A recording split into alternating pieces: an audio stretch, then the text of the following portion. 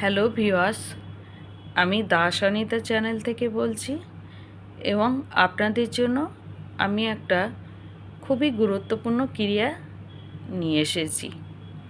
কিন্তু তার আগে আমি বিস্তারিত কিছু কথা বলবো। এখন এই কলিযুগে প্রতিটি মানুষের পিছনে সবসময় শত্রু আছে। এখন কারোর ওপরে ভগবান বিরাজ করছে না, শত্রু সবসময় বিরাজ করছেন এবং শত্রুর জ্বালা যন্ত্রণায় মানুষ অতিষ্ঠ হয়ে যাচ্ছে। কেউ জানতেও পারছে না, হয়তো কেউ অকালে প্রাণও হারিয়ে ফেলছে, না জানলে না বুঝলে যা হয়।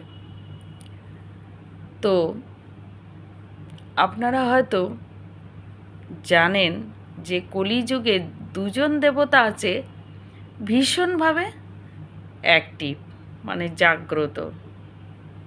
তো দুজন দেবতা কে আছেন?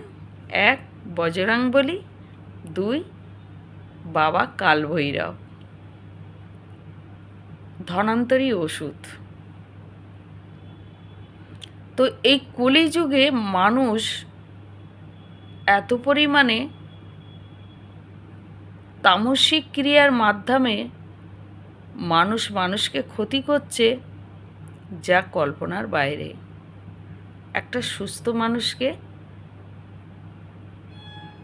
শেষ করে দিতে একবারও দ্বিধাবোধ করছে না। কারা করছে? আমাদের মতন মানুষরূপী দানবরাই করছে, যাদের মধ্যে শুধু দানবী শক্তি কাজ করে, মানবী শক্তি কাজ করে না। মানবতা যার নেই, মানুষ তার নেই। তো সেই দানবী শক্তি দ্বারা কি কাজ করে? তামসিক কাজ করে। তো সেই তামসিক কাজের দ্বারা মানুষকে পুরো ধ্বংস করে দিচ্ছে, কিন্তু কেউ বুঝতে পারছে না। কারণ এই কলিযুগে আমরা আধ্যাত্মিক শক্তিটাকে খুবই কম বিশ্বাস করি।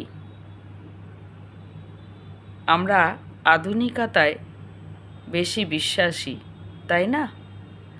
তো আধুনিকতায় বিশ্বাস করতে করতে একসময় আমরা শেষ পর্যায়ে চলে যাই, তাও কিন্তু আমরা বুঝতে পারি না। তাই এমন কিছু কাজ আমাদের জেনে রাখা উচিত, যে কাজগুলোর দ্বারা আমরা নিজেরা অন্তত নিজেদের বাঁচাতে পারবো। কারোর ওপর ডিপেন্ডেন্ট হতে হবে না।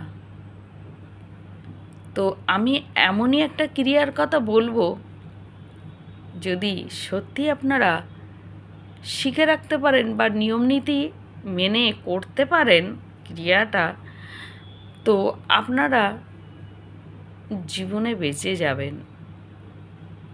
বড় ধরনের অ্যাক্সিডেন্ট থেকে বেঁচে যাবেন।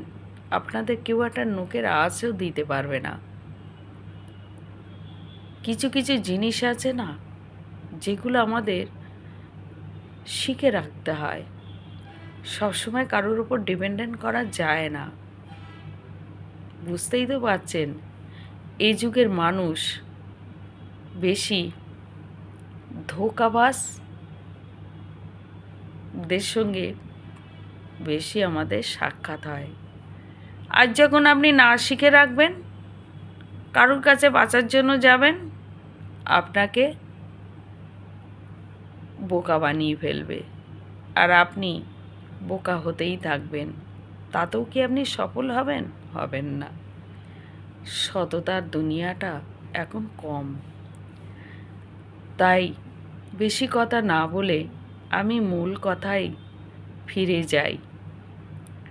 ক্রিয়াটা হচ্ছে বাবা কালভৈরবের ক্রিয়া।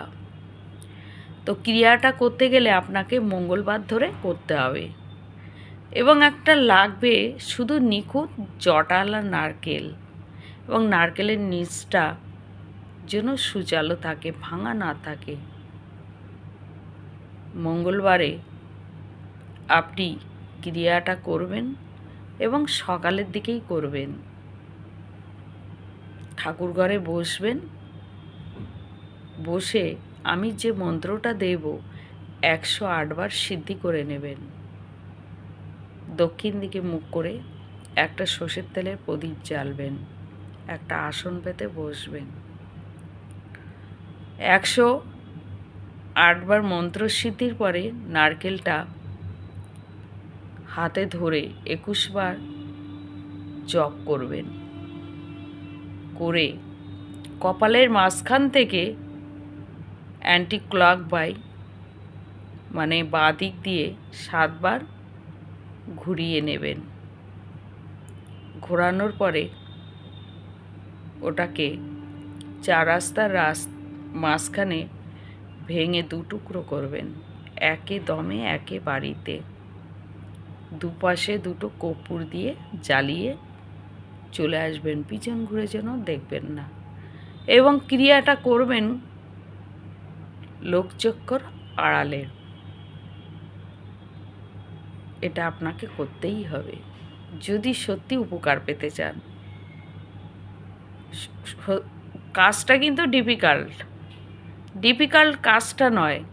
ওই যে 4 রাস্তার মাথা, এটাই ডিফিকাল্ট। পাওয়াটাও ডিফিকাল্ট, করাটাও ডিফিকাল্ট, কিন্তু উপকারটা 100%। যত বড় ক্রিয়া আপনার ওপর করুক, আপনি যদি বিছনায়ও শুয়ে থাকেন, আপনি উঠে দাঁড়িয়ে যাবেন, সুস্থ হবেন 100%। সুস্থ হতে বাধ্য, কারণ এটা খুব শক্তিশালী পাওয়ারফুল ক্রিয়া। আর আমি যে মন্ত্রটা দেব সেটাও পাওয়ারফুল। তো চলুন মন্ত্রটা কি এবার জানা যাক। ওম হ্রিং কালভৈরবায় ফট। ওম হ্রিং কালভৈরবায় ফট 108 বার জপ করে 21 বার মন্ত্র পড়তে হবে, নারকেলটা ডান হাতের তালুতে নিয়ে। বোঝাতে পারলাম? তারপরে ওটা মাথায় ঘুরিয়ে 4 রাস্তায় ফাটিয়ে কর্পূর দিয়ে জ্বালিয়ে আসতে হবে। যদি আপনাকে কেউ বিছনায়ও শুয়ে রাখে না, আপনি উঠে দাঁড়িয়ে যাবেন। কারো ক্ষমতা নেই যে আপনাকে বিছনায় শুয়ে রেখে দেবে, কেউ আপনাকে ক্ষতি করতে পারবে। তো আমার ক্রিয়াটা যদি ভালো লাগে বা উপকার পান, অবশ্যই কমেন্ট করবেন। আর আমার এই চ্যানেলটা একটু সাবস্ক্রাইব করে রাখবেন, যাতে আমি আরও নিত্য নতুন ভিডিও ছাড়তে পারি।